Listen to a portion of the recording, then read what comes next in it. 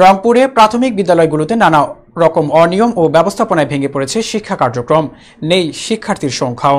অভিভাবক ও সহকারী শিক্ষিকাদের অভিযোগ, প্রধান শিক্ষিকার অশালীন আচরণ, শিক্ষার্থীদের গালিগালাজ সহ বিদ্যালয়ের রাজনৈতিক প্রভাব বিস্তার করে উন্নয়ন বরাদ্দ আত্মসাতের।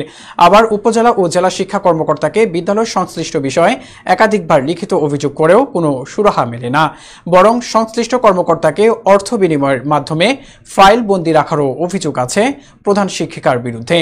আমরা তদন্ত করছি, যদি সত্যতা পাওয়া যায় আমরা প্রয়োজনীয় আইনগত ব্যবস্থা গ্রহণ করব এবং শিক্ষার্থীরা যাতে নিয়মিত আসে, যথাসময়ে আসে, শিক্ষকরা যাতে যথাসময়ে আসে সেই ব্যবস্থা গ্রহণ করব। বিগত আমি কয়েকবার তাদের কাছে অভিযোগ নিয়ে দায়ের করছিলাম। আমি নিজেই দুই একজন সাথে নিয়ে তাদের কাছে বলছিলাম যে ম্যাডাম দেখেন, এই যে এই বিষয় আপনারা লেট করে আসেন।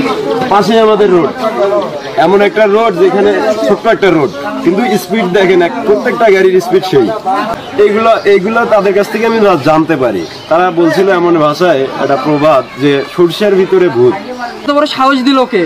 এরকম করে আমাকে বিভিন্ন পরিপ্রেক্ষিতে আমি আমার হচ্ছে যে আশেপাশের ভাই ব্রাদার, যে আমার ফুবা, চাচা চাচি, দাদা দাদি, এদেরকে আমি জানাই এরা কি শিখাইলো না। খুব জব্দ করতেছে হেড ম্যাডাম, দেখতেই পারে না ওনা।